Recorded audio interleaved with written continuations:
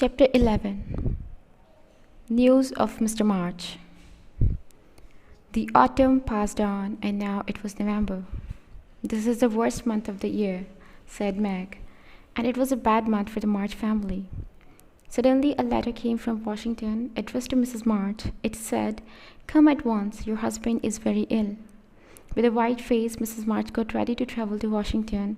Laurie offered to help. "The horses are ready. I can go anywhere, do anything," he said.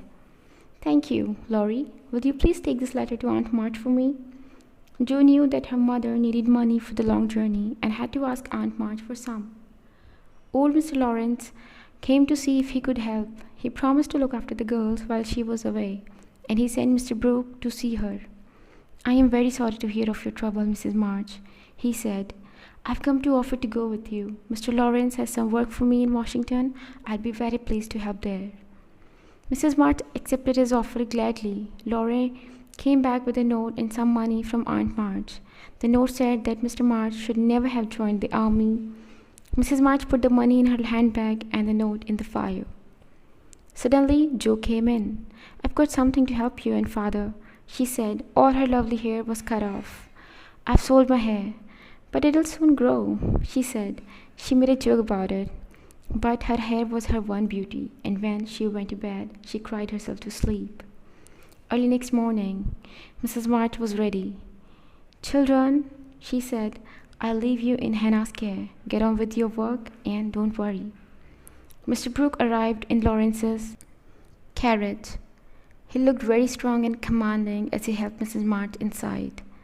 She looked back as they drove off to the station and saw the four bright young faces, and behind them were Hannah, old Mr. Lawrence, and Laurie.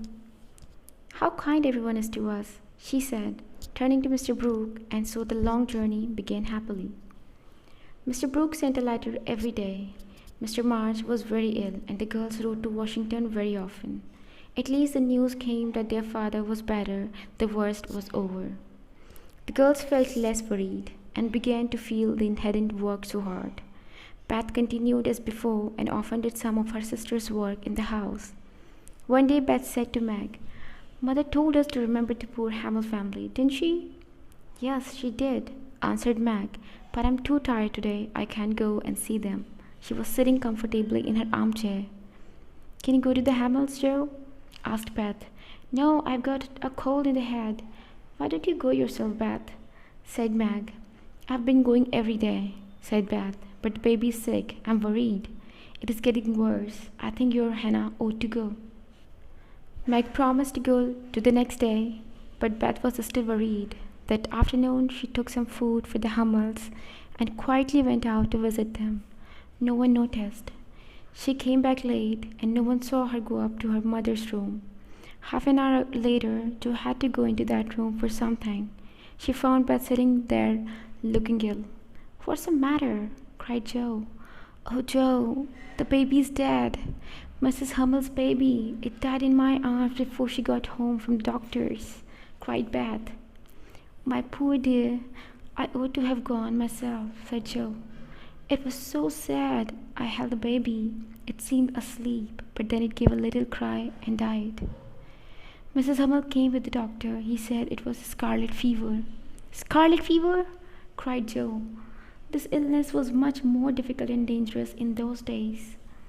"Yes," and he looked at the other children. They weren't feeling. "They may have the fever too. He told me to go home at once." "I wish Mother were here," cried Jo. They opened their mother's medicine book, and I looked for scarlet fever. Jo said, "Meg and I have already had the fever, so we can't have it again." Jo went to tell Hannah about Beth, and Hannah took command at once. She looked at Beth and called the doctor. "Amy hasn't had the fever. She will have to go and stay with Aunt March for a time," said Hannah, "and out of you girls will stay at home and look after Beth if she's ill."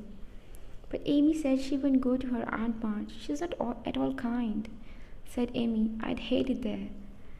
Laurie came in and found Amy in tears. He thought for a few minutes, and then he sat down beside her. "Now, Amy, you go to Aunt March, and I'll come and take you out every day, driving or walking, I promise.